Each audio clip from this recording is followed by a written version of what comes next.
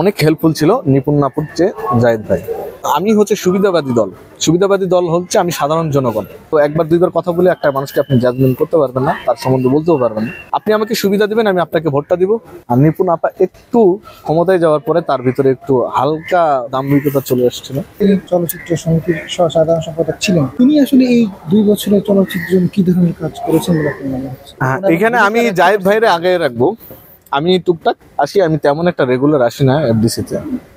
জায়েদ ভাইকে কেন এগিয়ে রাখবো, যেটা হচ্ছে জায়েদ ভাই কিন্তু কাজ না থাকলে এখানে শিল্পী সমিতিতে আসে। এমনও কিছু শিল্পী আসে যাদের সাথে আমার ভালো সম্পর্ক, তারা এসে যখন প্রশংসা করে যে জায়েদ ভাই আমার ঈদের সময় এটা পাঠাইছে বা এটা করছে বা এই অর্থনৈতিক হেল্প করছে, যেটা জায়েদ ভাই করছে। আবার কিছু মানুষের নেগেটিভ পজিটিভ থাকে, কিন্তু নিপুণ আপা ওইরকম কিছু করে নাই। আর নিপুণ আপা একটু ক্ষমতায় যাওয়ার পরে তার ভিতরে একটু হালকা তার কাছে একটু কেমন যেন দাম্ভিকতা চলে আসছিল। আমি ওনার সাথেও তেমন একটা মিশনিকার প্রয়োজন হয়নি কখনো, ওনার সম্বন্ধে কমেন্টস করাও ঠিক হবে না। তো জায়েদ ভাইয়ের সাথে আমার কথাই হয়েছিল একবার বা দুইবার, তারপরেও একবার দুইবার কথা বলে একটা মানুষকে আপনি জাজমেন্ট করতে পারবেন না, তার সম্বন্ধে বলতেও পারবেন না। তো আমি যেটা বাইরে থেকে শুনেছি, শোনা কথা যে অনেক হেল্পফুল ছিল নিপুণ নাপুর চেয়ে জায়েদ ভাই। এখন দেশের মধ্যে বৈষম্য বিরোধী ছাত্র আন্দোলনের একটা জোয়ার চলছে। তারা যেহেতু বঙ্গবন্ধুর রাজনীতির আদর্শে, তো যে কারণে তাদের একটা দুঃসময় চলছে, যে কারণে আছে।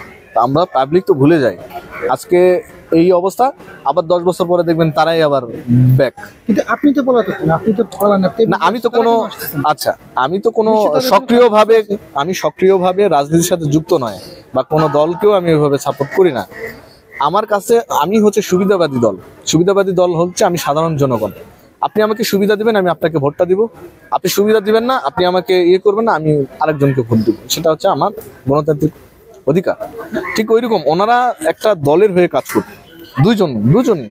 সংবাদ, ফিচার ও অনুষ্ঠানের জন্য ভিজিট করুন সংবাদ প্রকাশের ওয়েবসাইট এবং যুক্ত থাকুন ফেসবুক পেজ ও ইউটিউব চ্যানেলের সঙ্গে।